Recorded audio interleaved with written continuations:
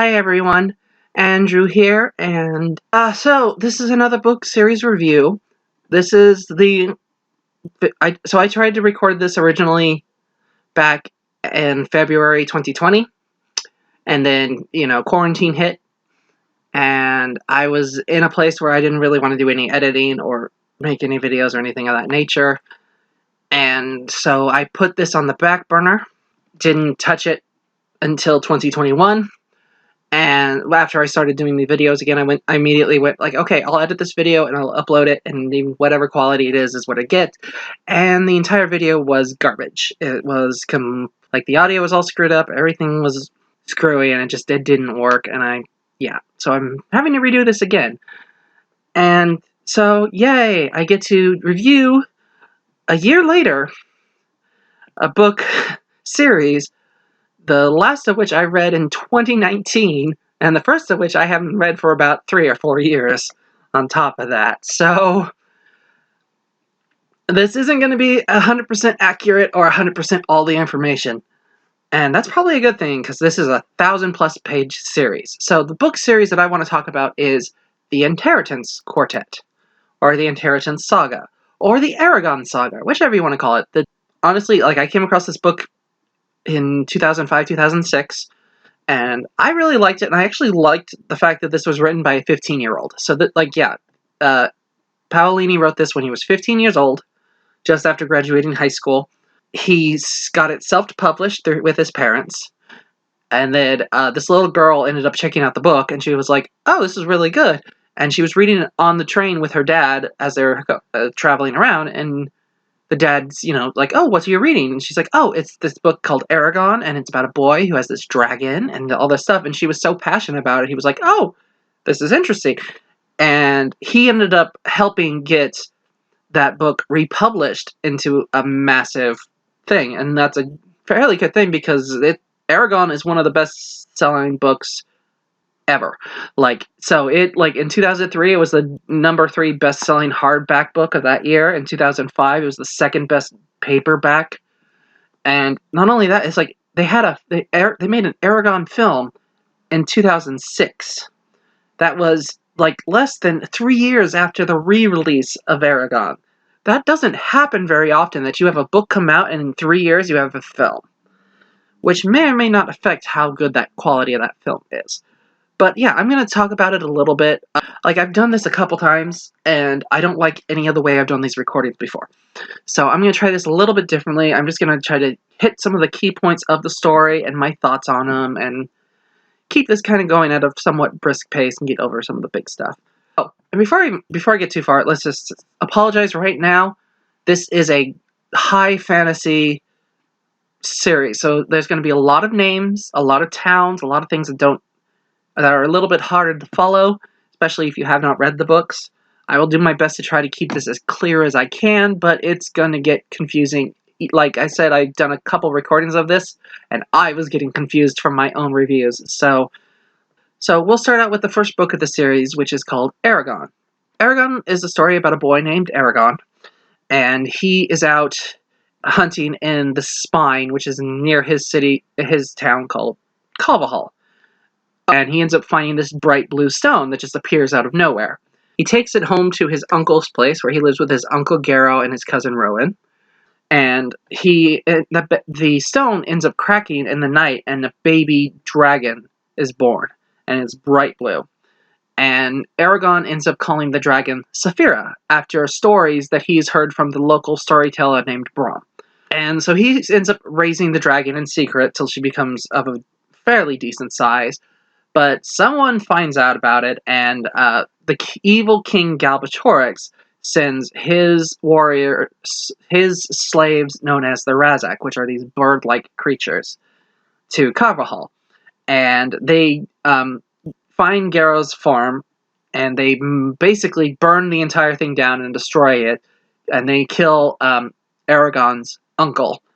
And thankfully, Aragon was out in the Spine at the time, so he wasn't killed in the action, and his cousin Rowan had just left the village to go train in another village. So thankfully, those two survived, but Garo ends up dying, and this enrages Aragon, and he basically is like, we're going to me and Saphira are going to leave, and we are going to go and find the Razak, and we are going to destroy them. As they start to leave, they are joined by Brahm, who insists on joining them. And he's like, I'm going with you.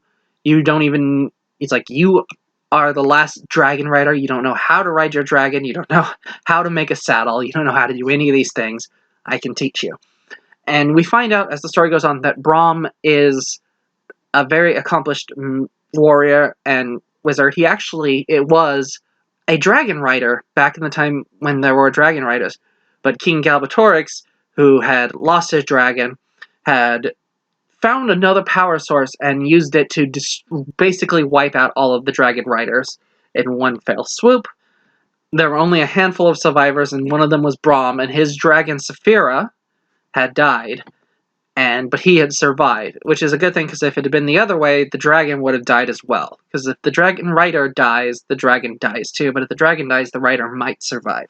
They're traveling out with Brahm, and they get to Cold Night one of the nights, and Brahm sends Aragon and Saphira to go get firewood and this and the other, and Aragon hears him utter a word under his breath, the word Brissinger, and then the fire starts in the pit.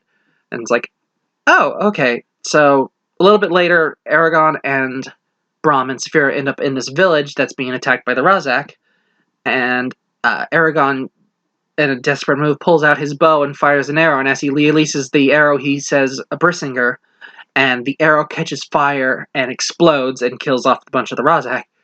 And Brahm goes up to him and is like, you are so freaking lucky that worked, because you don't even know what you said, you don't know how it works, that could have easily killed everything in like a mile radius if you'd been the slightest bit unlucky. So he's like, alright, I'm going to teach you. I'm going to teach you the ancient language, I am going to teach you how to use magic, I'm going to teach you how to sword fight, and I'm going to teach you how to ride your dragon. And they start doing that. While training with Brahm, Brahm gives Eragon this sword, and it's a sword with a red blade and a blue stone in the hilt. And we find out later that this was a sword that Brahm had taken from Galbatorix's number 2 leader. And this sword is very important for later in the story. And Aragon travels to they travel to a village so they can get to the village that has all of the Razak in it. While in this village, on the way to the other village, Aragon meets a witch who is a fortune teller named Angela. She gives him very basic information that isn't super helpful, but she is joined by her companion, who is Solemnbaum, who is a werecat. So he's a cat, basically kind of looks like a panther, but he can also transform himself somewhat into a human. He gives Aragon this really vague advice. Basically, it's like, when you are in need of a weapon, look under the Manoa tree. And then the other one is like, look under the rock of Kurthane for the Vault of Souls. And Aragon's like, I don't know what any of that means. And that basically is it. Aragon and Brahm and Saphira leave. They travel to Drusleona to infiltrate the city and take out the Razak. They fail, and they end up on the run being chased by Razak. They end up getting ambushed in the night, and Brahm ends up being fatally injured. Aragon only manages to make it out with the help of a stranger by the name of Murtagh, who comes in and helps them out, but Brahm ends up dying from his wounds and passes away. But before telling them that, he's like, okay, you need to travel south, you need to join the Varden, who is the resistance, you need to join them and they will help you be the best that you can be. And he dies, and then Saphira uses her own special magic for the first time, so she ends up encasing Brahm in this diamond tomb. Aragon and Murtagh meet, and they start talking, and it's like, okay, well, you will join us to go to the Varden. And he's like, I will travel with you to a distance, but I will not join them. And then he and Murtagh end up training together, and you find out that Murtagh is extremely skilled with a sword. Aragon never even manages to get like a single hit in. And while on the way there, they end up in another village where Aragon ends up getting captured. He's been having these dreams off and on throughout about an elfin woman named Arya. And when he gets captured and put in the prison cell, he ends up seeing her. And she's in a coma. And they find out that the city is being run by a group of Urgals, warrior troll-like creatures. They're all about battle. They're all about honor and fighting and, proving themselves great warriors. They're basically Klingons. And they're all being controlled by a being known as a Shade, whose name is Durza. And a Shade is a wizard who has basically sold their soul to the devil and has made them like this pale-faced, red-eyed, unstoppable killing machine type of thing. They're nearly impossible to kill, really tough, pain-in-the-butt beings. So Murtagh ends up breaking in and rescues Aragon. Aragon grabs the Arya, even though she's still unconscious, and they escape into the desert and then head to the Varden. Upon arriving at the Varden, they are taken aside by these magical twins that are like reading their minds and then trying to get Eragon to do all of these spells that he cannot do. They come to Murtagh and it's like find out that he has an extremely high defense mentally, but they also then figure out that he is the son of Galbatorix's second in command, the same person who wielded the sword that Eragon now has. So they imprison Murtagh, but they take Eragon out to meet the king of the Varden. On the way there, they basically go through the village, and the villagers all show up and crowd them, and this woman shows up with a baby, and she's like, "Oh, I want you to bless my baby." And Eragon's like, "I shouldn't do that." And she's like, "No, please, I need you to bless my baby." So Eragon mutters a couple words that he knows in Elvish, which is the magic language. Saphira does something to the baby, which gives it this little stone in its forehead. Basically, they both give it a blessing that may or may not be a blessing. We'll find out.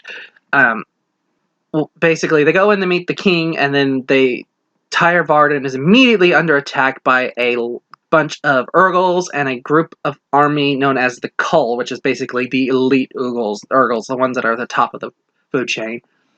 And they are all being led by the Shade. Murtagh agrees to help fight, and he and the king and the twins all go out and fight the army, but the Shade makes it into the city and ends up fighting against Eragon. And he damages Eragon pretty badly. His whole back ends up super scarred and this, that, and the other, and he's just about to die, but Saphira and the elf Arya break the ceiling above where Eragon is, which had this giant sapphire stone in it. And this distracts the Shade enough that Eragon is able to stab him in the chest with his sword, piercing the heart, which is the only way to kill the Shade. And as Eragon is passing out, he has a voice in his head say, "You need to travel to dearest Elismira, the home of the elves." And that's basically how book 1 ends. And I've had a couple different things that people said about it. It's one of my friends really doesn't like this book. She's like, it's a beginner's Lord of the Rings. It's like really basic high adventure and fantasy, and it's all about a boy's wish fulfillment. And I'm like, yeah? It's written by a 15-year-old boy. What are you expecting? He's not J.R.R. Tolkien. He's not going to write the Lord of the Rings the first try. Or The Hobbit even for the first try. And you know what? For what it is, it's actually pretty good. It's got some decent world building. It's got enough in there to be interesting, but not to be overwhelming. You get some interesting different creature ideas, because you have the Shadow Cats and the Razak and the Urgals and all that, but you got enough to keep it all grounded. Saphira's a really good character. Eragon's an interesting enough character, even though he's kind of a blank slate, but that's fine. His entire job is the everyman character is just to ask, like, I don't know what that means. What? So but I think overall it's a pretty good story. It's got some good action scenes, got some good storytelling, good character building, and it's just a lot of fun, and I enjoyed it a lot. One of the interesting things for me about this is that I read the first book in like 2005, and like 2 months after I finished it, my high school was doing this thing where it's like, okay, during this one class, they would play an audiobook while we did homework or things of that nature, and the audiobook they started playing was Aragon. And I'm like, it's a good thing I liked this book, otherwise I'd have been annoyed to have to re-listen to it after having just read it less than 2 months before. On to book 2, The Eldest. So book 2 basically starts immediately after book 1. You find out that at the end of that battle, the king of the Varden has died in battle, and Murtagh was captured by the twins that interrogated them at the beginning, and they disappeared with the invading force. The king's daughter, Nasawada, has been elected as the new leader of the Varden, and she knows that they can no longer stay where they have been. They have to go and start doing attacks. Aragon and Saphira know they have to travel north to go to the Elven village. Arya decides to join them.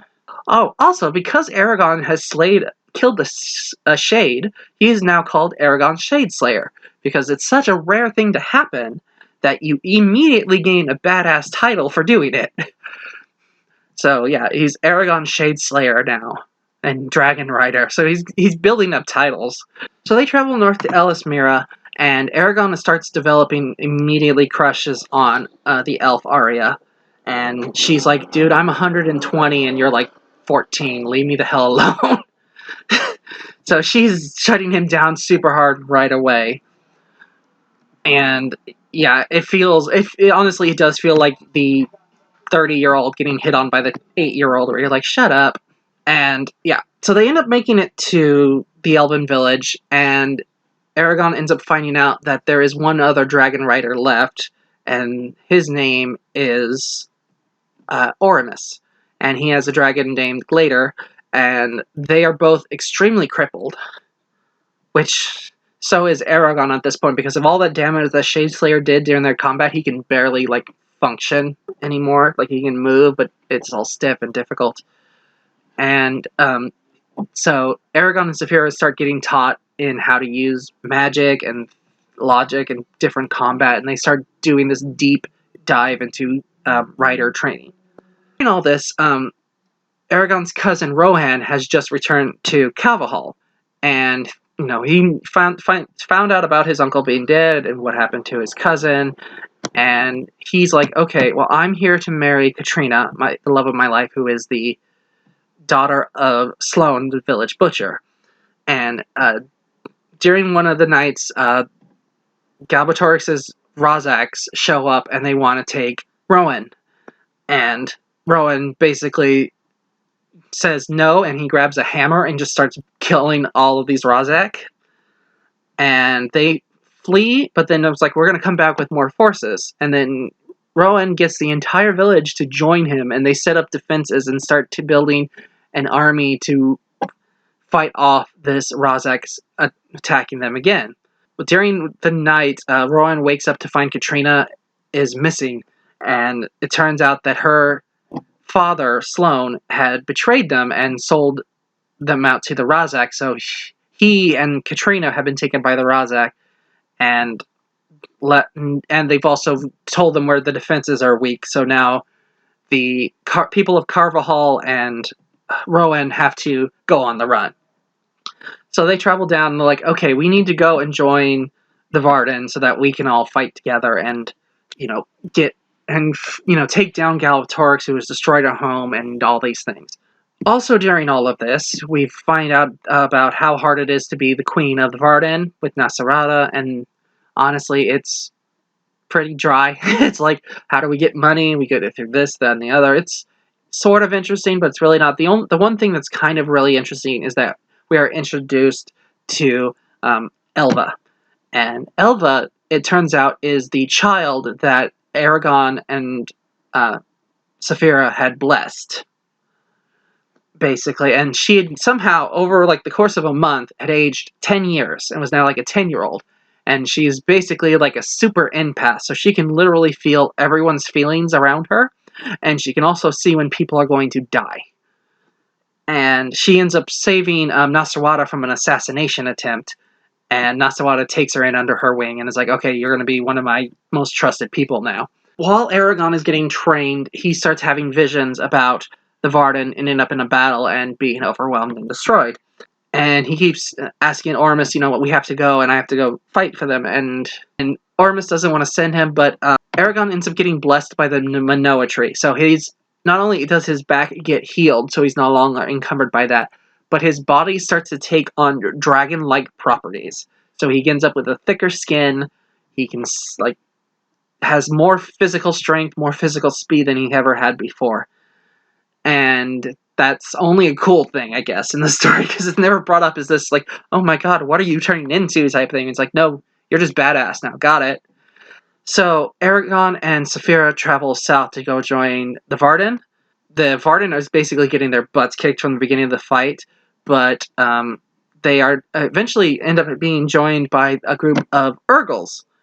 And these Urgles were the ones who are under Durza's control, but now that Durza is dead, they have been freed, and they want to destroy the ones who had been forcing them to do things.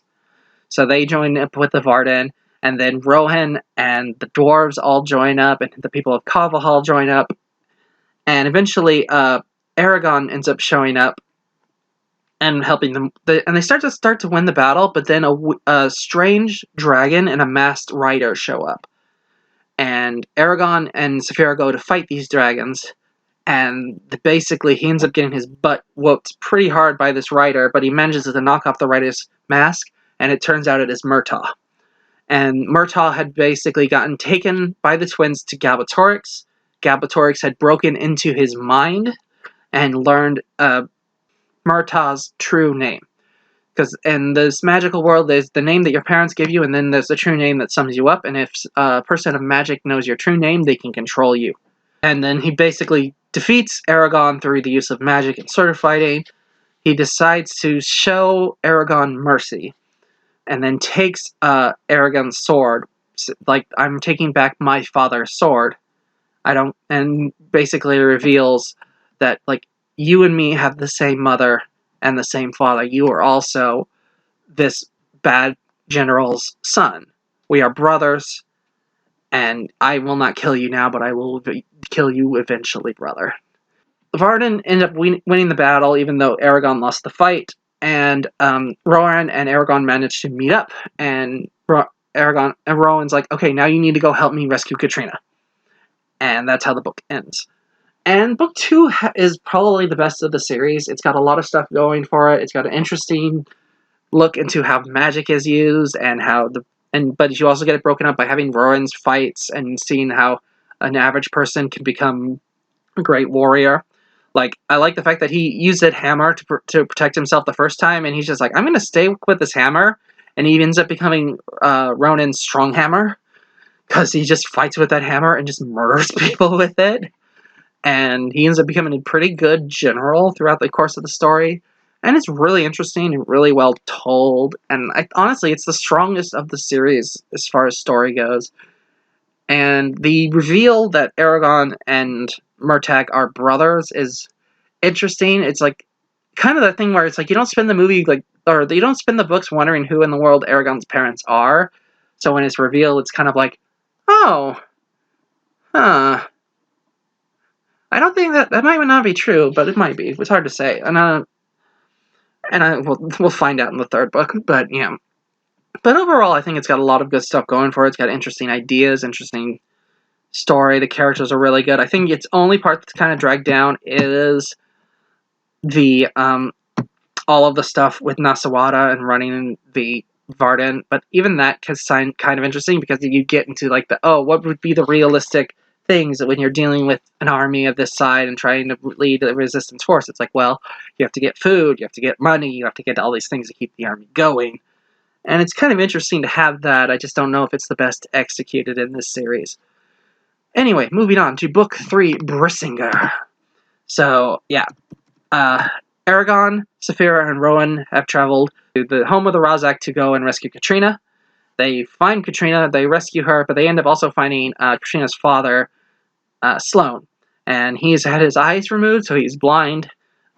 Aragon sends Saphira, Ronan, and Katrina on ahead, and stays behind with Sloane, and fights off the Razak and manages to win mostly.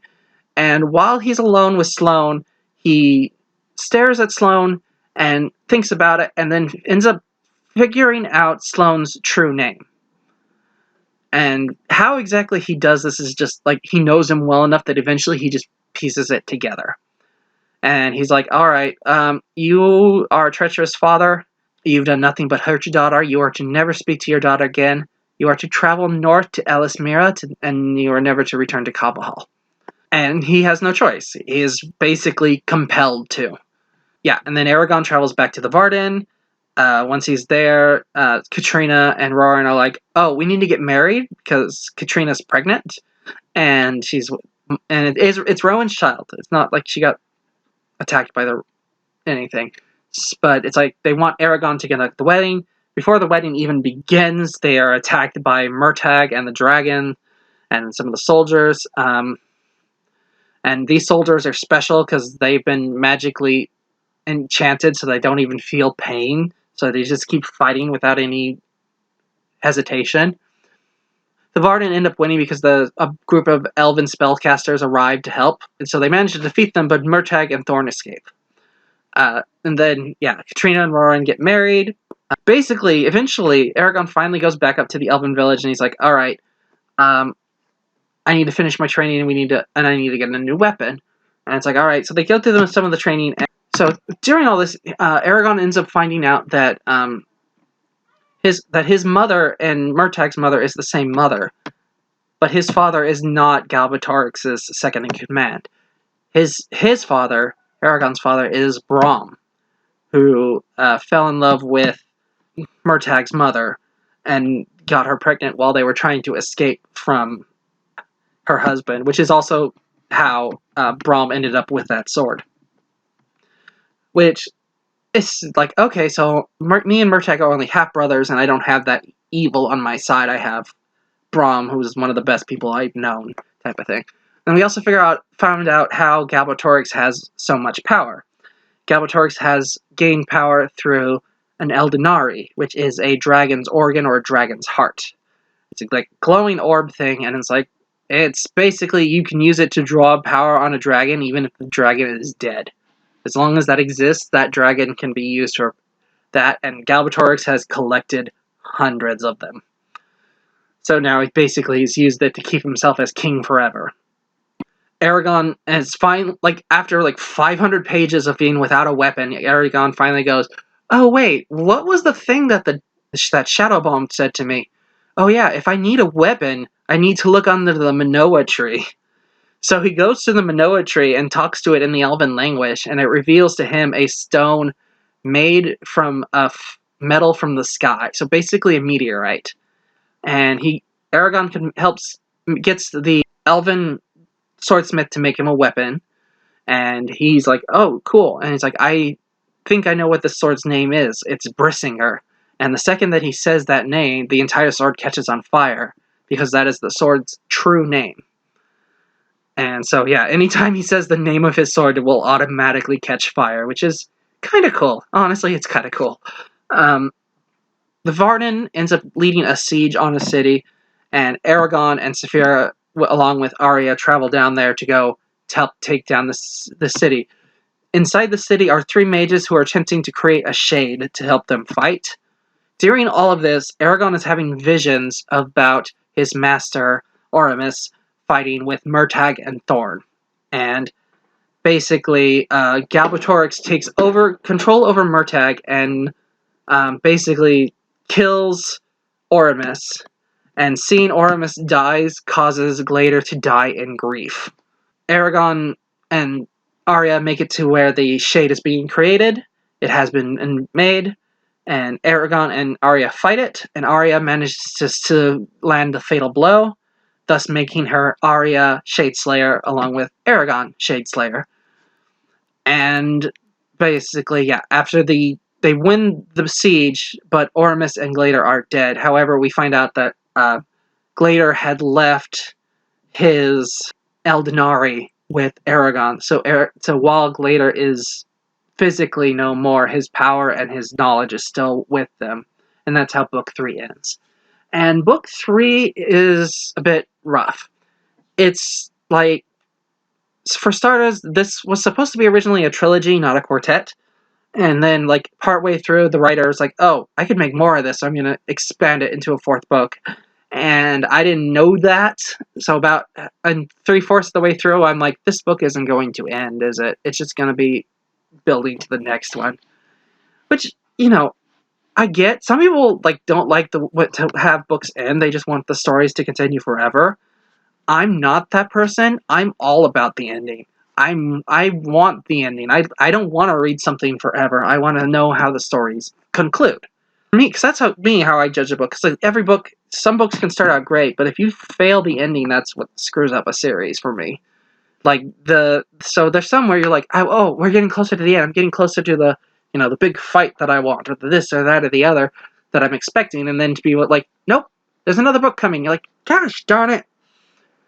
I had the same thing happen with the Maximum Ride series, because they did a Maximum Ride called Nevermore, which was supposed to be the last book, and even was advertised as the last book, and I even bought a copy that said it was the last book, and it ends, and it's like, this doesn't seem like the ending, and then they did another Maximum Ride book that was the actual ending, and it's like,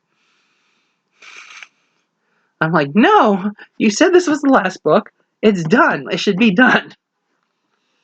But, yeah. And yeah, there's not a lot going on in this book. It's like you get the first fight at the beginning, and then there's just a lot of talking, and like I said, it takes forever for Aragon to remember where to get the dang sword. I mean, I like the sword, but it's ultimately kind of pointless, so it's a lot of stuff, but not a lot of it makes the most sense or is the most compelling. It might be the weakest of the set, but it's got some stuff for it that I kind of like. Moving on to Inheritance, the fourth book. Inheritance starts out with a battle, and during the battle, Saphira is almost immediately killed by one of the enemies, who is wielding a spear known as the Death Dart, and it's basically from the Dragon Wars. It is a spear that can bypass all magic, and is made specifically to murder dragons. And thankfully, Saphira survived, but the Varden ends up capturing it. Aragon and Roran go to Dressleona to try to take it over. They are like, okay, we need to, it's like Murtagh and Thorn are like sitting in the middle of Dressleona, and they are making sure that there's no way to get to them through normal means.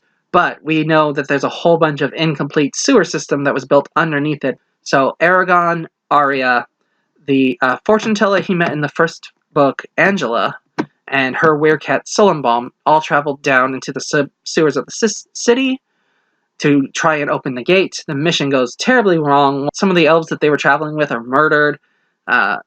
Aragon and Arya are nearly fed to baby Razaks, but thankfully Angela and Sulenbaum managed to rescue them. They do manage to get the gates open, and they actually managed to defeat Murtagh and Thorn. However, during the celebration and the attack during the night, Murtagh and Thorn managed to escape, and they end up capturing Nasawada. And basically, like, only the people that are in charge know that Nasawada is missing, and Nasawada had it written out that if she ever was to die or anything of that nature, that Aragon was to be the leader of the Varden. And Aragon does not want the responsibility. He has so much responsibility as it is. He's like, until we rescue Nasawada, I will lead as I can. Eragon starts thinking about what Sulenbaum's second piece of advice was, which is, to find the Rock of Cuthien and open the Vault of Souls. And he's asked multiple people, multiple smart people, magic people, everyone. No one knows anything about a Rock of Cuthien. And he goes to talk to Sulenbaum about it, and Sulenbaum is like, I don't know anything about it. I don't even remember saying that stuff to you. And as he's talking to Sulenbaum slowly becomes possessed by something. And he reveals that the Rock of Cuthien is located on Vongren Island, which is the former headquarters of the Dragon Riders, and was thought lost forever due to the dark magic that basically kind of wiped that island off the map. Eragon is like, okay, I need to go do this. So, yeah, he and Saphira manage to travel there. They find the Vault of Souls, but they can't get into it until they figure out their true names. You think that would take it would be really difficult, but after like a day or two, they both figure out their own true names and manage to enter into the Vault of Souls.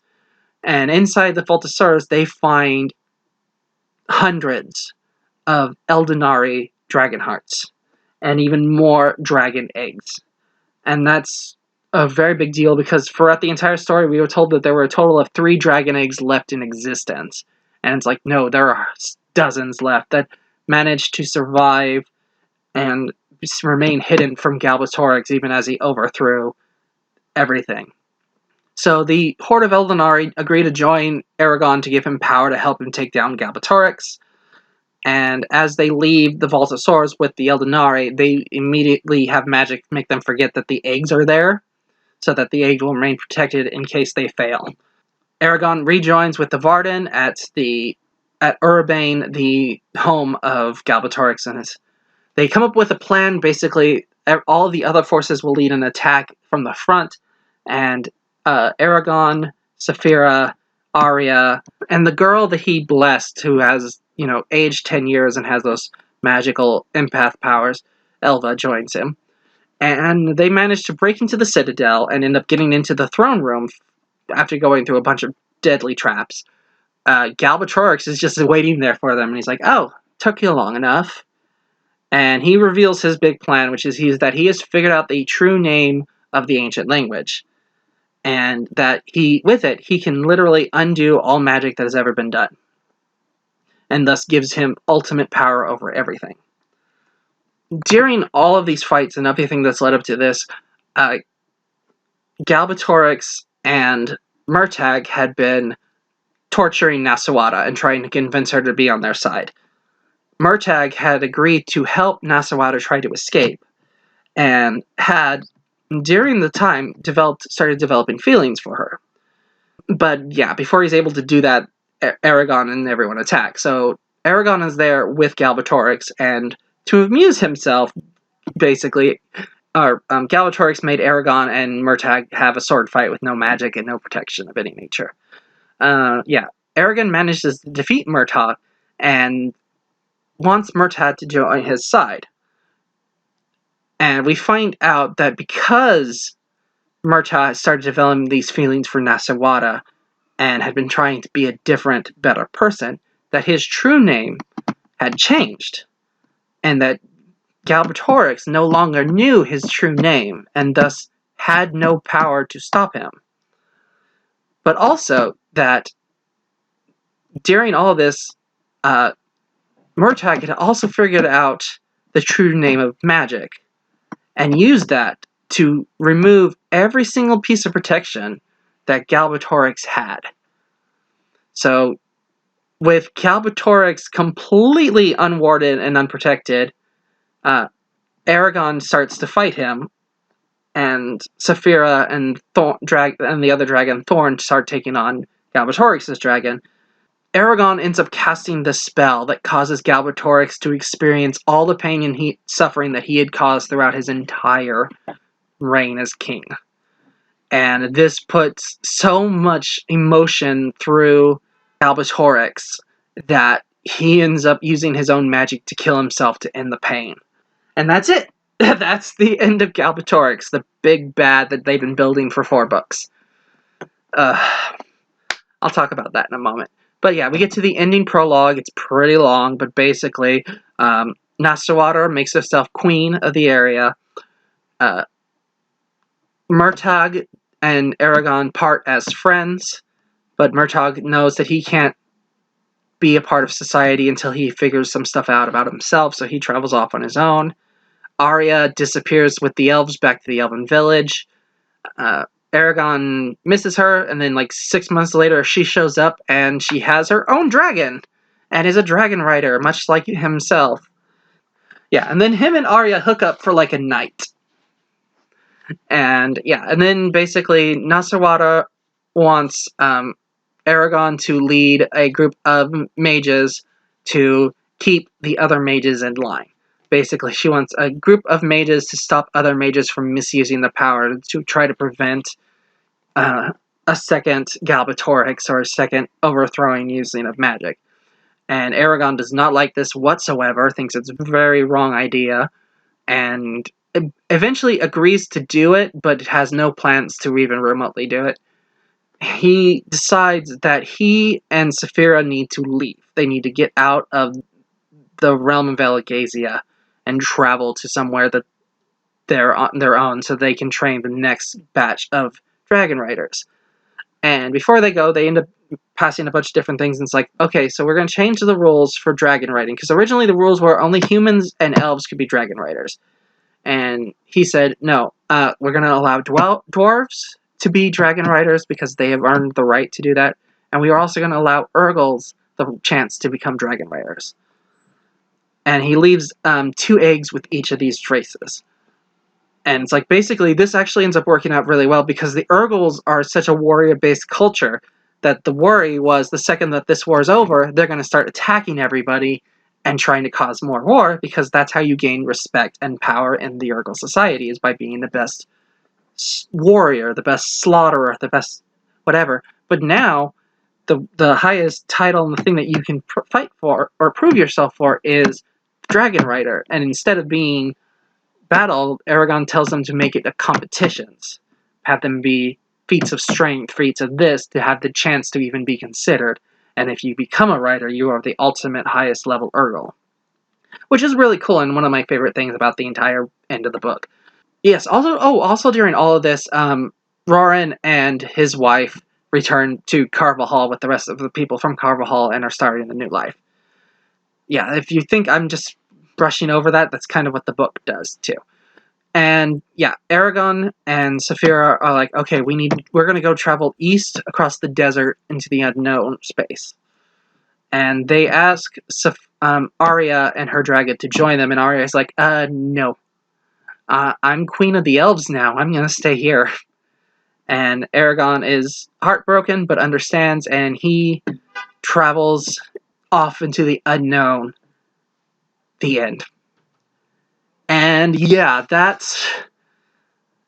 honestly, the 4th book, that's kind of a bad ending. I will say, I'm not particularly happy with this ending. First off, they beat Galbatorix super easily. Like, ridiculously easily. Like I get using the ward thing was actually kind of smart. But I wish they'd been fighting him a little bit with the protection, and then it'd been like a surprise thing where it's like, where he got stabbed or something. It's like, how did you get through my warding? And Murtagh just goes, I knew the word. Like, but no, instead they made it this thing where it's like, no, we killed you with love. It's basically love. Like, we made you experience all the pain you caused everyone else. Like, okay. Kind of lame, but okay. But then it's like, yeah, you got the whole thing about needing to keep the wizards in check, which I felt was perfectly reasonable. Like, I don't think that was a bad thing. Like, the entire thing that was kind of happening in book 4 and parts of book 3 is that magic is freaking scary. Like, these people have too much power and can do almost freaking anything. And we should, in some way or form, keep an eye on them and try to keep them in check. Because what's to keep them from making more shades, or making more these things, or figuring out the word and destroying everything? Like, it's... So, yes, having a group of mages that are the police to keep the mages in check seems like a good idea to me. I'm just saying. Like, I was 100... Like, I can get Aragon not thinking that was his position, but to be 100% against it in any way, shape, or form was just surprising. It just didn't feel right. It felt like, no, this is something you should be kind of understanding about. I thought it was perfectly reasonable, but apparently not, I guess. Like, yeah, and then, yeah, having Arya and Aragon hook up, like, it'd been building to that. They sort of started to get closer, but it was just like, I honestly, I never particularly liked them together. I thought it was more interesting when she was shutting him down the entire time. I would have rather they'd not gotten hooked up if they're just never going to be together after this anyway. It's just, like, really? But, yeah, I'm kind of split on this one. I like parts of it, and I dislike parts of it. I think part of the problem is that it's so long, and it feels so long. And it's like, it took me a while to read this one, because I started it, 2018 or 2017 I started it, and I stopped, because it was so long, and I could not get into it. And then I finally restarted it again in 2019, because I went to Europe, and I had a 16-hour flight, and I'm like, well, I guess I'll read the Inheritance, and finally get that out of there. And even with that, it's still like, I'm not sure. I like elements of it, and I know there's a 5th book, and I have no desire whatsoever to read that. So, yeah, if you've all read it and want to talk about it or anything, let me know and tell me if it's any good, because I don't see any reason to bother. Yeah, and before we get finishing off, I'm going to talk a little bit about the film. So, they made the Aragon film in 2006, which is a really fast turnaround time from the book, because that was 2003 was the re-release that, made it worldwide. And then less than 3 years later, they had, a film. And it's not great. It's pretty rough. Part of the problem, I think, is just, like, they cast a pretty boy as the lead, and he's kind of a blank slate. He's not that interesting or that well done. Most of the other cast is fine. Like, they have Jeremy Irons playing Brom, and he actually does a pretty good job. They have John Malkovich playing Galbatorix, and he is sort of interesting, but it's a lot of over the top and ridiculous, and just it's a lot. He's chewing the scenery in every scene he's in, and it's like, ugh.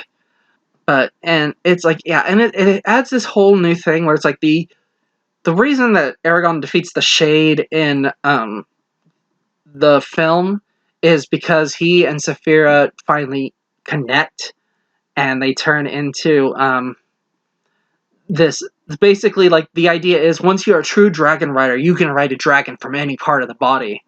So he ends up, like, holding on to Saphira's tail and uses that to get the thing, and and then the Shade turns into a giant bat-like creature, and they fight in the air, and it's like, I know that the simple in the room fight wouldn't be as interesting, but I think it might be more interesting. like it just, if you grounded this a little bit more. But it's like, yeah, it's I've, like, looked at some of the reviews, and I kind of realized it's really stilted, it's lifeless, it's just silly, it's not fun, it's wooden, it's a lot of stuff. Like, and I'm like, I kind of hate it. I really do. I try to forget that I even seen this thing because it's bad. And one of the reviewers, like, Nostalgia Critic, did a review on this, and he kept talking about the fact that this film would be better if Saphira didn't talk. And I get what he was going for, but I think it could have worked. I think they just chose the wrong voice for Saphira. Like, the book voice is much better, especially, like, the audiobook version, where they have the guy doing the voice, and they just do that deep, gravelly voice. If you'd given Saphira this voice, it might have worked. I mean, like, that's what I think of when you think of a dragon talking, not slightly British woman. Like, I don't know. Some of the effects were good, but the story and everything was just lacking, and it felt like it was sped up, and it was just rushing to the end, and because it was. But then again, the books are slow and prodding, so it's not even, I wouldn't even call the film fun. I did not enjoy any part of it, really. Like, Jeremy Irons is the standout, and everything else is kind of meh. And yeah, I think this is one that if they wanted to go back and redo it and focus a little bit more on the book and add a little bit more depth and have it be a real good young adult performance, I think they could do something interesting with it. But I don't know. That might be one of those ones that's just like, it's too vast and too much going on that it's always going to lose something in translation. I don't know. But yeah, I don't like the film at all. And yeah, that was my thoughts on Aragon. I like the series overall. I think it started off very good, and I think the ending was a little bit weak. But what do you all think? Let me know. Did you like the books? Do you like the film? Do you like the ending? Is the fifth book any good? Is it worth the effort? Let me know. Yeah, just let me know what y'all think, and I'll see you all later. Happy reading. Bye.